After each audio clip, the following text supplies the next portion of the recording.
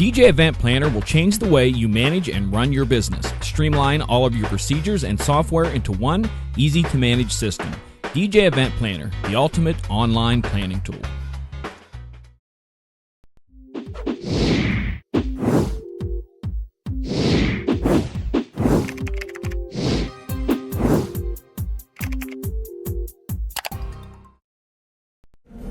Good evening and welcome to tonight's show from DJNTV, Disc Jockey News TV. Tonight's show is brought to you by Electra Voice, DJ Event Planner, DJ Trivia, Odyssey Innovative Designs and Cases, NLFX Professional, Promo Only, and the DJNTV Insiders.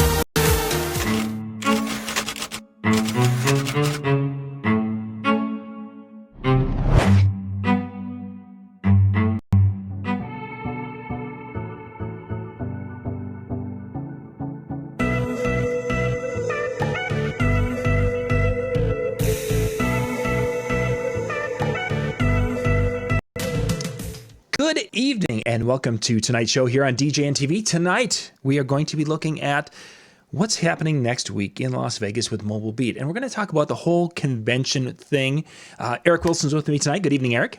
Hi guys, how's everybody doing? They are out there coming into our chat rooms and their rooms right now. Facebook and YouTube, you guys are all out there. I'll drop the YouTube link in just a second so you guys can jump in with that one. Eric, the convention's just around the corner. This is you and I both have been in this industry a long time. We've gone to a lot of trade shows, and there's just something about going to trade shows that's kind of like it's that time that you just get, there's this excitement, I guess. Absolutely. That a person just is like, and for people who've never been there, I probably don't understand it, but take us back. When was your first experience going to one of the DJ conventions? Okay, so 2004 was my first show. The first one I attended, it was a big one. I went to LDI, and LDI at the time was humongous. It's still a real big show, but I went out there with this other lighting designer, another local lighting designer, and it was pretty overwhelming because at that point of the game, you know, we consider ourselves a medium-sized production company now. We were really small. Back then, 16 years ago, we were pretty small. So it was pretty overwhelming. There have been so many changes to the lighting industry since that point. But that was it was a really an eye-opening experience. At that point, they had a huge audio section as well. And I still remember going out into the parking lot where, let's see, which show was it, where they did the drone show this year. It might have been LDI this year, where they did the drone show in the parking lot. Anyways, in that parking lot, they had several full audio stages set up, full rigs, and you could walk up on the stage and you could walk up there and listen to the sound and see everybody mixing. So it was a huge experience. Opened up my eyes, got me, like you said, very, very excited. I'm a trade show junkie. Mm-hmm. I go to a lot of them. I like going. I've made some good friends, and it's been a huge curve upward in our abilities and also in our end result also. As for making money in our production side of things have really trended upward since we've been going to these shows since, like I said, 2004 was the first one. Started really going in earnest, I guess. 2005 was my first Mobile Beat. So that was 15 years ago now. Man, that's something. It's really gone fast. Yeah. Oh, I've got to go ban someone from a Facebook page here. So all right. Yeah. I mean, I can keep going with the story, or take us now. So you had your first experience, and that really kind of helped your production side. What types of things did you see, learn, what have you, that really kind of helped the production side of, built that part of your business up? So we really went into there wet behind the ears. I was just a two-person DJ system running out there. I was still working at a local college. I was teaching English composition at this college. And I just decided, hey, let's go out and let's take a look and see what else is out there. Mm-hmm. So that was my first kind of foray into going to these shows. There was a lot of education out there and a lot of very friendly people willing to share their knowledge with you. And that was something that really helped us quite a bit, that if I asked a question, they were certainly willing to help us out. And I've tried to carry that along into my aspect, my side of working the trade shows now as well. I've always wanted to try to help those fellow people out. Sharing knowledge is huge. Helping everybody do a better job. It makes us all look better. So makes now, the industry look better. Typically, you were talking production, and of course, going to the shows, and I learned, and we grew. You're really focusing on the education side of it. Now, a lot of people, when they go to these shows, DJ Expo specifically in the DJ industry, it's all about the gear. But really, you're telling me, or I'm picking up that while you got to see a lot of gear, it was the education thing that really gave you the financial payback, for lack of a better way to describe it. As I started thinking about our talk and our presentation, there are three sides of this. The education part, which we've touched upon. The gear part of it is huge to me as well. So for instance, anybody who follows us on our Facebook page, and I put these out there on the ADJ Facebook page as well. We are in Lake Placid, and I light up the top of the Olympic Arena. So this is my one example. I needed to go see the dispersion of how wide the angle of these lights would work. Mm-hmm. I needed to see the IP rated fixtures. There are a lot of different options out there. For me to get my hands on those and see how they work is key. Sure. I was one of the first people that bought the SX, the DDJ SX. Okay. I went to the show. It was a Mobile Beat show. Jay Brandon sat down with me, and he walked me through the entire unit. It was at that point that I came home, put my units, my CDJs in the closet, and bought the DDJ. And so getting my hands on it, seeing how to operate it, having the pros that have built it and worked on it lead me and guide me through it, the learning curve just decreased so much. Mm-hmm. So getting my hands on it, the gear part of it, that's another huge part of going to these shows. So, continue there. You said there's a third leg to this stool. What's the third? Yeah. So I remember it was one of the Mobile Beat shows when CO2 cannons first came out. Oh yeah. And I also, in the next year, Chauvet came out with the geysers.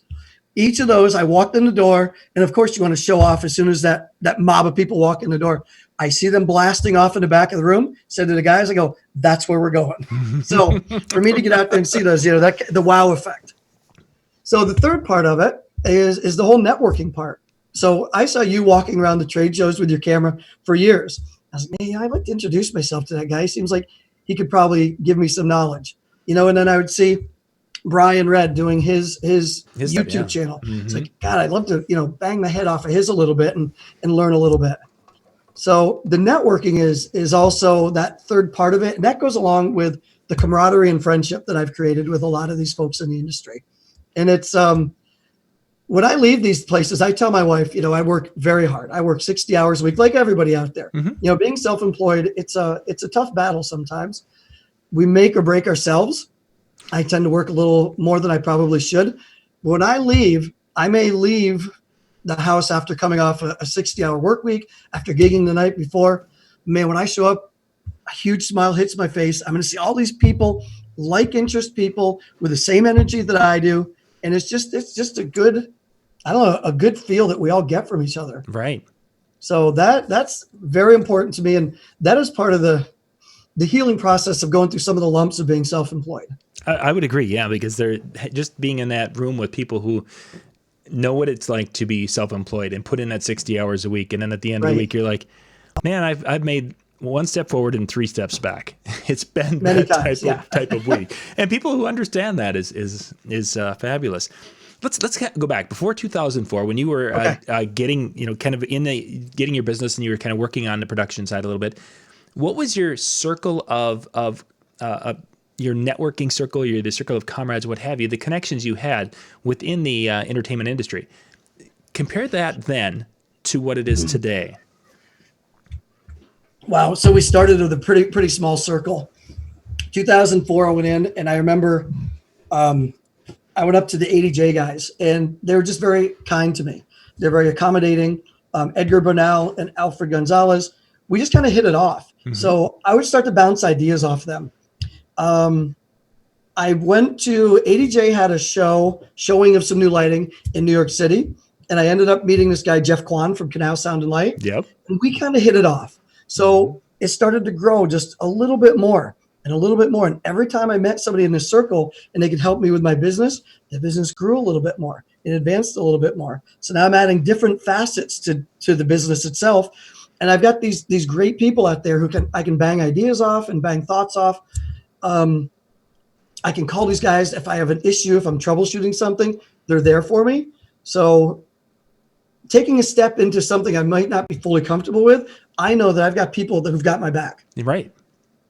My DDJ-SZ has 2 microphone inputs. One microphone input went out on me. I don't know what it is. Maybe it's something on the circuit board. Mm-hmm. So I was looking for, and this is just a few years ago, I went to, it was Infocom, looking for a 2-channel mixer. So I could put those 2 channels into my one input on the board. So I put this on Facebook. Guys, I'm looking for some ideas out there. Howie Darkstar bumps right up and he says, I've got this thing. I'll send it to you if you want. You can try it. So just getting to know these people, we've got each other's backs. Mm-hmm. And that would not have happened had I not been at these events. Oh, certainly. That's in that circle as over time is it increases. I mean, I've got friends because of our conventions and such, Australia, New Zealand, UK, across Europe. Right. It's just amazing how much that reaches, and it grows as you're kind of alluding to. Each time you're at a different location. One time you might meet Howie in Atlantic City, and then we're out in Las Vegas, and we might meet Raymar as an example. Right. And there's just a lot of great people that we can connect with, and as you say, then that circle grows, and those are people that we can call on, ask questions of, and bounce ideas back and forth, which is incredibly valuable. Yeah, so I just attended for the first 7 years. I just attended the conventions, and then after a while, I don't remember if it was Brian Dowdle, or somebody said, you come to a lot of these, don't you? I said, well, I'm a dealer of a lot of the products I use. And I'm not exactly sure who it was, but somebody said, you know quite a bit about this stuff. Why don't you work the shows? Mm-hmm. It might have been Gabby at Pro X. And I said, wow, I'd love to. So Jeff gave me that first opportunity, and that was 2012. Yes, my daughter was born 2011, so I had to skip that year. 2012, I came in and I worked for X Laser. Okay. So we were in the DJ Expo, off in the back corner. Didn't see a lot of traffic, but man, those X laser lasers shooting over the top. Yeah, those were pretty cool. Yeah, that got a lot of excitement. And that was my first step. That got us, wet. The next year, Mobile Beat, I went with Jeff. Jeff kind of picked me up and, put his arm around me. He said, you're coming with me. We did Chauvet, and that was at Mobile Beat 2013. And then that next year, DJ Expo, we did ADJ together in Expo in Atlantic City. And I've been doing it with Jeff and ADJ since. Sure. That's kind of been the deal. Mm-hmm. At one point, Alfred said to me, the guy who was hosting the booth, he had to leave, and Alfred handed me the microphone. And this is a really cool moment in Good Guy Productions, Eric Wilson, the history of the story here. He said, how'd you like to do some talking in a booth? Now, for the previous 7 years, I've watched Sparky B hosting that booth. Yeah, precisely. And the guys that character, Sparky's awesome. He's so much fun. I said, wow, I got some big shoes to fill here. So, and it's a crazy story. So this idea comes to me. We had some T-shirts, and they were just giving them away. I said, all right, I'm going to twist this a little bit. So I get on the mic, and I said, all right, we got the Focus Spot series, the brand new Focus Spot 1, 2, and 3. Ask me a question, and I will give you a T-shirt. The first 3 questions I couldn't answer. Like, man, what did I just do to myself? I look over and I kind of look out of the corner of my eye. Alfred's chuckling. And I said, oh my gosh, what did I do? So the next thing, 2 minutes later, I brought in, I think it was Edgar or somebody, one of the product specialists, and they helped me through that little transition. This little guy walks in and he's got his headphones on. And I think he was autistic. So he came in with his dad and he has DJ Drew on his shirt. Mm-hmm. And so he comes in and I get down on the knee. And I said, Drew, I said, I'm going to make you an official ADJ DJ. So I put a shirt on over him, and I give him a pin. And I said, okay, now here's the best part. You get to pick out any light in this booth, and your dad has to pay for it. So the dad starts laughing and joking. Drew, he just has an absolute blast. We bring him over. He plays with the lights, and he just has this amazing time. I look over. His dad has tears in his eyes. He hands me his wallets and says, buy him anything he wants. And that was like a moment that I always remember. I see that little guy at every convention, every time we're down there. He comes to my booth, and we hang out for a few minutes, and he plays with the lights, and he's like my little bud. Sure.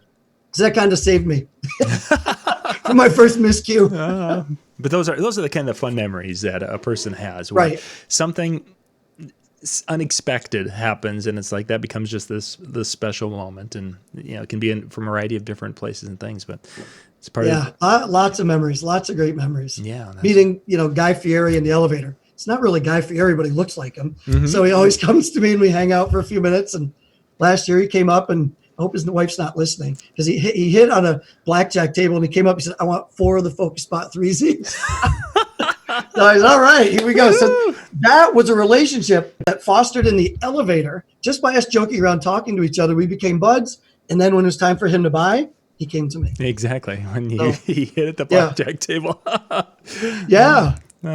We're not condoning the gambling and paying for your lights with winnings, but hey, if it works, we're not gonna turn it down. Tell you what, I've had some great relationships built sitting around the tables and just having fun together.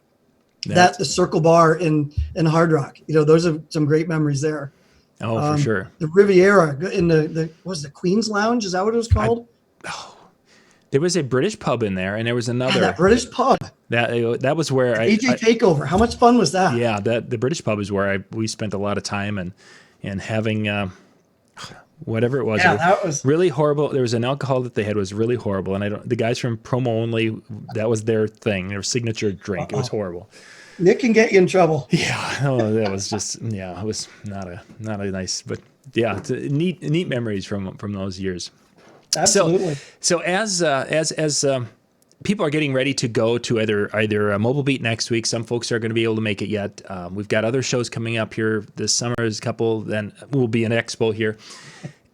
For someone who's never been there before, give them some words of advice as they're getting ready to go. What kind of things would you give them for that advice as they're getting prepared?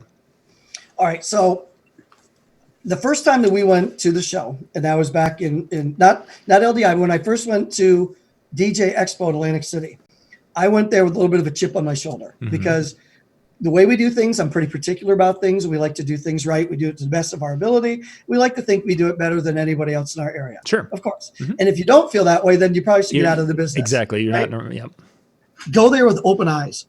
Go there and talk to people. Go there and listen to people. See how they're doing things. Just drop all your attitude and just be ready to experience what other people are doing out there. Just because you're doing things and it's successful, there might be another way that's equally successful. And I think that was probably one of the biggest early on revelations with myself is that, again, we thought we were the king of Churd Mountain up here because in the market, we were one of the best here. But you get to an event like that and you find out that you have skills, you have abilities, but so does everyone else in the room. Right. And that was a big, big piece for me. When I got there, I said, wow, there are other people who do things right out there. There are those people that still unload all this stuff out of the back of their hatchback and they got a couple of speakers on sticks and, a bunch of music that they ripped off the internet. But there are a lot of people out there who do this right. And keep your eyes open and keep your ears open. Listen to those people, talk to those people. Yeah, for sure.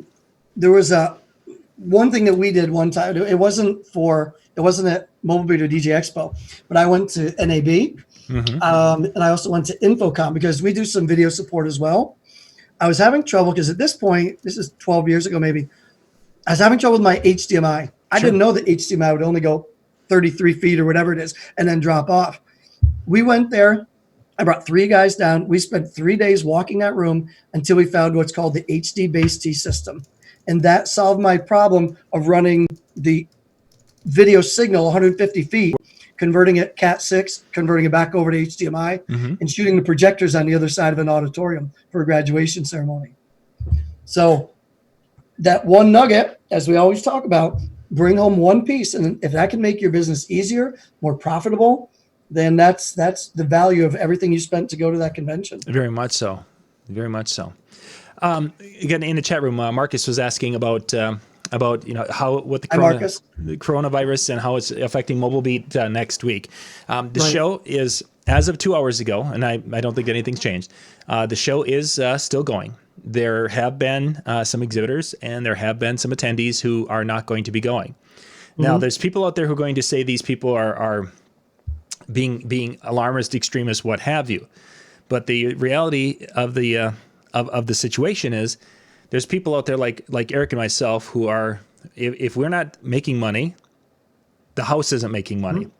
And one of the real possibilities is that it could happen. Now, not that it's likely, but it could happen that there's a quarantine thrown in place and flights are done. That has happened in different places. There's a lot of questions. No one has definitive answers. So for some, they've got a little more flexibility. I was talking to one guy here. He's like, I don't have any kids. I don't have any older people in my life. If I end up staying at home for 2 weeks, it's a vacation. They were going. Perfect. Depending on the time of year, can you handle doing that? Exactly. Yeah. I can't risk it with what I do for two reasons. One is that I have to be out doing my business. Yes, I could get sick here and catch something, and but that's a risk I'm going to have to take here. But I also have 90-year-old parents or step parents or in-laws, excuse me. Yeah. 90 years old, and we have to go up there multiple times a week. And when you have situations like that, you've got to be thinking about that, because you would not be the wanting to be the one who brings something back. So for most people, they're going to go. You guys are going to have a good time. It will be thinner. The airplane, you're going to probably get your own row. They're saying flights are about 40% capacity. They're flying most places right now. So it won't be the experience you had last year. Chris mentioned last year was a great year. It's not going to be that, Right. And it's just partially because of the virus, and it's going to partially because as the last year, and you're getting ready to transition, things are going to be changing within that room. Because next year, will be owned by the same group that owns Photobooth Expo, and it will all be in February. So this is kind of the last little hurrah for that. And Yeah, it really stinks that this is happening, because I think this is going to be a great year. it could have been. This has been a heck of a run, and just the transition, and I think it's going to be a good party. I don't know. I'm not afraid of it. We're going to, all things being equal, we're going to go on vacation in a couple of weeks. We're going to jump on a plane and head to Florida. Mm-hmm. We're going to take the proper precautions. We're not going to wear masks. We're just going to be smart about it. Yeah, exactly. And for most situations that we can protect ourselves by just being smart about it. It's those situations that are beyond our control. When you're on that cruise ship and you've been taking the precautions, and all of a sudden they're locking the ship down. Or as one emergency preparedness person was on tonight talking about, she's like, I'm not going to fly, because if I get to Minneapolis, where there was an event going on, she said, if they all of a sudden lock us down to the hotel for some reason, I could be there for 2 weeks, and I don't have that kind of time to do that. And so 2 weeks in Vegas would kill me. It would. I was just thinking, when she mentioned that, I was just envisioning, it's like, okay, how many hotels in Vegas have I been in where I could live for over like 3 days before having to kill somebody?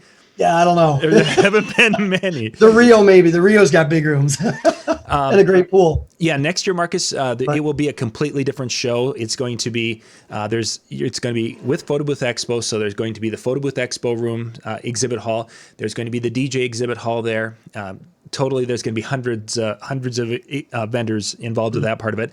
Then we're going to have the seminar rooms. There will be the 1,000-person photo booth seminar room. There will be the 1,000-person DJ seminar room. It's moving into February. This year, March tickets to fly in were really cheap because of this virus thing. Typically, February is a much cheaper time to go to Vegas, but all things are off this year. So yes, next February, unless there's a virus that's chasing everybody around, I don't see it by that far out. 3 or 4 years ago, I got really sick there. I'm a hugger. I'm a handshaker. I like to, I'm friendly like that. This year would just be different. Don't do that kind of thing. Fist bump and, wash your hands. Yeah, exactly. Be smart about it. And I don't know, you should be okay. Yeah, exactly. I don't see, most people are going to go there and not yet, most all. there's not going to be a problem. It's just that Right. one chance of a situation. And again, if a person can work remotely and do your things, it could be a 2-week vacation, as you were saying. That's certainly a possibility. It doesn't work for my situation, my family, and there's a few others that it doesn't work with, and I get that. I was talking to one gentleman earlier today, Right. who's who has his 85-year-old father who lives with him. And he said his father has been going through some cancer treatments, so he has a depleted So that immune might system. not be the right scenario for him. Exactly. So that was it. And he was even hemming and hawing about that. And his dad is telling him, like, go and your sister can come over and stay with me. And if something Right. happens, she can stay with me for a couple of weeks. And he's like, yeah, but my sister, after about 2 days with dad, starts to want to kill him. It's like, oh, it's the family, like everyone else's family. After 3 days, we're on each other's nerves. So, but yeah, so everyone's got a different situation, and everyone's got to weigh it out and figure it out. But yes, you will see numbers down for this because of this, and that's just the unfortunate situation for this year's show. Well, you know what? Then maybe there's a little more FaceTime with some of the vendors. There's a little bit better networking time with some people. Look at it on the positive that way. Mm-hmm. If it's not as busy, I know that there was a time that I went to the Roland booth, and this was at the NAMM show. Man, the line was so long I couldn't even get in to try out their new piece that they had. Oh, for sure. 3 or 4 years ago. Maybe that won't be the same this year. Maybe you get a little more attention. Yeah. Look at it on the positive spin. And that's always one of the cool things about the smaller shows is you get time. Like last year was up in Allentown, and he could actually the Roland guy was there, and he could go through the full full demo. And typically, the only time I get a full demo is if I'm at NAMM and I'm there during a media time where no one else can come in. Yeah, exactly. That's the only time I get that, and it was like, this is really cool because. First off, I didn't need to record. I wasn't recording, and I could actually ask questions and pay attention instead of focusing on having the camera angle right and making sure, okay, am I getting his audio? He's moving around an awful lot. How can I keep this microphone close enough? Right. Yeah. Yeah, just a different look on things. Yeah. So yeah, it's there's going to be, and there'll be the networking in the hallway. There are going to be people there you can talk to, and yes, we want people to go to seminars and be part of that experience. But some of the best ideas and some of the best experiences have been for those relationships we built in the hallway. So on the boardwalk of Atlantic City, sitting on a bench, eating a slice of pizza, those are some good conversations. Oh yeah, reminding me myself of a time with Jay Brandon. We just sat in a pizza shop and talked. Yeah, and those are absolutely fabulous. Yeah, fabulous I look so forward to going to these conventions. Like I said, I'm a convention junkie. Starting at the beginning of the year, a lot of times I'll do NAMM, Mobile Beat. There's Infocom comes up, followed by DJ Expo. LDI is after that. What else have I been to? NAB is in April. That's unfortunately been canceled this year. Yeah. What else? The ADJA show with Drax was in September. That was always that show had some excellent educational content. That was, right there with all the education for Mobile Beat. So some shows are a little more heavy on certain things. Personally, I feel that the expo is more gear oriented, and Mobile Beat tends to have a little more educational content. But that's, the way I see it. Certainly. That's kind of, I think, as those of us who've been there enough, it becomes pretty obvious that. Marcus, no, I will not be at Mobile Beat this year. Next year, obviously, because I'm the one putting the show together next year. I'll be there. But yeah, I won't be there this year. There's going to be the handoff with the owners and such, and I just didn't want to be in the spotlight. And which we made that decision, 2 months ago. So as this had come up, because then I would have to make that decision again if we were going to go because of this, and I would have decided not to go because of the situation with my in-laws. So, but yeah, I will not be there, Marcus. For those of you who are going, you'll have a good time for me, and we'll be getting some live feeds, hopefully coming in a few times next week. So. Excellent. Thanks for chiming in, Marcus. Appreciate it. Yeah. And Drew, thanks for joining us there on Facebook. We got Sandstorm. That's what I call my nickname for Darude is Sandstorm. Darude Sandstorm. Yeah, that's funny. Yeah, he is joining us there on. He did a shout out to you there, Eric. So, well, we're gonna wrap things up. We want to go about a half an hour tonight with that. So, okay. So yeah, it's kind of an exciting time, a little scary time right now, but keep in mind as this progresses, we get into summer. This should all settle down, and our come out to DJ Expo is going to be our next really big show. And I think Eric's going to be there. I'm going to be there. There's going to be thousands of our closest personal friends are going to be there. I'll be in the ADJ booth again, so come say hi. Any questions? Come with, there's something I didn't say. Come with a list of questions. I have a whole sheet of things that I'm looking for, my PEC sheet, my PEC list. Okay, I need to talk to so-and-so about this. I need to talk to so-and-so about that. Get those questions together. And again, come with an open mind and, absorb everything you can. So one little tip that I do similar to what you were saying, my version of that sheet is actually I'm an Apple person. So there's the Notes program. And the Notes, once you set it up, it follows every device. So I go through and there's people I want to see, and I've talked to them on Facebook. Well, sometimes when you talk to them on Facebook and you're just seeing his little images, you kind of forget what they look like. So I've got it now where I go and I'll have the name, a little information, little bio, little notes on them, and then I take their picture and put it on there. So I can go through and say, oh yeah, there we go. Because it's like I was going to meet so-and-so at 10 o'clock, and yeah, that's what they look like. And then I can go, hey, how you doing there, Fred? Yep, and we'll see you at 10. Yeah, and Fred's like, oh, you remembered me. Yes, I did. People get a kick out of it when they see you, and they're happy to see you. And after a couple of them, you do become friends. Yeah. One thing that I was really surprised at, and I think it was Nick Hahn who gave me this advice. He said, we are in a little umbrella. He said, we're really one small family. And going from show to show to show, you will start to learn these people. You'll start to learn about, their families and Ricky Vasquez. I know what his daughters are up to. It's fun to see their families, and it just gives you something to talk about aside from just shop. And that part of that whole relationship you make with these people, it becomes a personal relationship as well as business relationship. And that's one thing that Jeff Kwan said to me years ago. We were walking out of an event, an ADJ event one night, and he put his arm around me. And I said, Jeff, I look forward to a great business relationship. He said, I'm looking forward more to the personal relationship we're going to have. So now, we room together at NAM this year. We've been buds for several years, and nice. Yeah. Yep. I've made some great friends in the industry, and I consider myself extremely fortunate to have what I have. Yeah. I think there's many of us who echo that exact statement. So Eric, thank you much for being on tonight and sharing some thoughts and stories about past experiences. And for those of you, if you have any questions or anything, you can reach out to Eric or myself. And if there's questions about shows or things that are going on, or you want to meet up at an upcoming show, we'd love to be able to shake your hand and meet after the virus is over. We'd love to shake your hand. Otherwise, it's with some hand sanitizer, fist bump, elbow bump, foot, whatever whatever that new thing is, a foot shake. Yeah, whatever the kids are doing these days. Yeah. All right, you guys have yourself a great evening. We'll be back. Thanks again, everybody. In about a half hour. Dave and Jer will be back with Wedding Chat at the top of the hour. Thanks much. Okay.